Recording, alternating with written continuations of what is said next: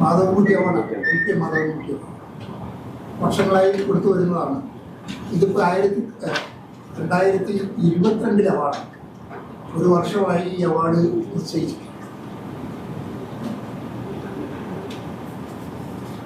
എല്ലാവരും എത്തിയോ? വൈകുള്ളത് ഇവരൊരു പറയാനുണ്ടത്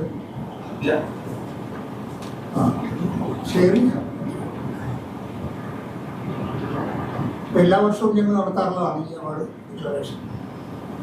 മാധവൻകുട്ടി എല്ലാവർക്കും അറിയാം, മാതൃഭൂമിയുടെ റിപ്പോർട്ടറായിട്ടാണ് അദ്ദേഹം പത്രപ്രവർത്തനം ആരംഭിച്ചത്. മാതൃഭൂമിയിൽ നിന്ന് റിട്ടയർ ചെയ്യുന്നത് അതിനകത്ത് തന്നെ അദ്ദേഹം റിപ്പോർട്ടറായി ഇവിടെയും ഡൽഹിയായിരുന്നു പ്രധാനമായും. ഡൽഹി വിട്ടതിന് ശേഷം പിന്നെ തിരുവനന്തപുരത്ത് നിന്ന് കുറേ കാലം പ്രവർത്തിച്ചു. അതിനുശേഷം നമ്മുടെ വിഷ്വൽ മീഡിയ വന്നപ്പോൾ അദ്ദേഹം ഏഷ്യാനെറ്റിൻ്റെ പ്രതിനിധിയായി അതിൻ്റെ പ്രാരംഭകാലം മുതൽക്ക് പ്രവർത്തിക്കുന്നുണ്ട്. അദ്ദേഹമാണ് അന്ന് ഏഷ്യാനെറ്റിന് വേണ്ടി നമ്മുടെ കേരളത്തിൽ നിന്ന്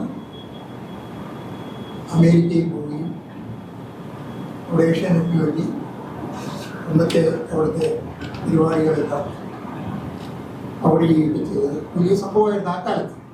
ഒരു വലിയ കാര്യമാണ്.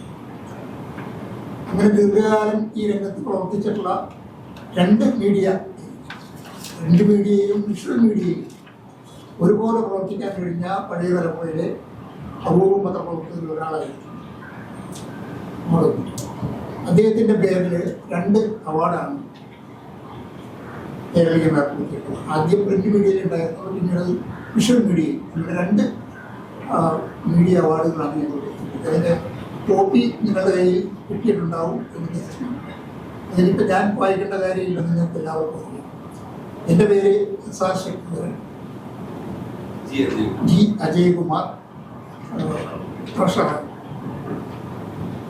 അപ്പോൾ ഈ വിവരം ചോദ്യങ്ങളൊന്നും ഉണ്ടായില്ല എന്ന് എനിക്കറിയാം. ഉണ്ടെങ്കിൽ തന്നെ അത് വേറെ ഏതെങ്കിലും തരത്തിലുള്ള ചോദ്യങ്ങളാവും. അതുകൊണ്ട് വലിയ കാര്യമായി ഈ പത്രസമ്മേളനം നടത്തി സ്കോർ ചെയ്യുക എന്നുള്ള അർത്ഥത്തിലല്ല ഞങ്ങൾ ഇവിടെ ഇരിക്കുന്നത്. ഞങ്ങൾക്ക് ഈ വിവരം ഒന്ന് അറിയിക്കണം. കാരണം ഇത് വളരെ നീണ്ടുപോയി. ഇനിയിപ്പോൾ 23, 24 അവാർഡുണ്ട്. അത് അടിയന്തരമായി തന്നെ കൊടുക്കണമെന്നാണ് ഞങ്ങൾ കരുതുന്നത്. അത് ഇത് കഴിഞ്ഞാൽ ഉടനെ തന്നെ ഈ 2 അവാർഡുകൾക്ക് കൂടിയുള്ള എൻട്രികൾ ഞങ്ങൾ ക്ഷണിക്കാനായിട്ട് തീരുമാനിച്ചിട്ടുണ്ട്. എന്നുള്ള കാര്യം തീരുമാനിച്ചിട്ടില്ല.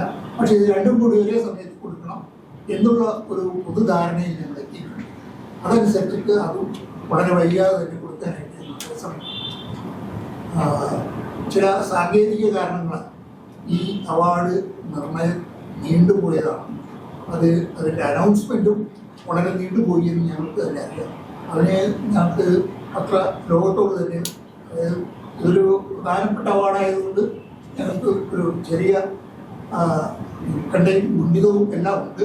ഞങ്ങൾക്ക് ദുഃഖമുണ്ട്. അതും നിങ്ങളുടെ മുമ്പിൽ പ്രകടിപ്പിച്ചുകൊണ്ട് ഈ അവാർഡ് ഡിക്ലറേഷൻ കഴിയുന്നത്ര മാധ്യമങ്ങളിൽ വരണം എന്ന്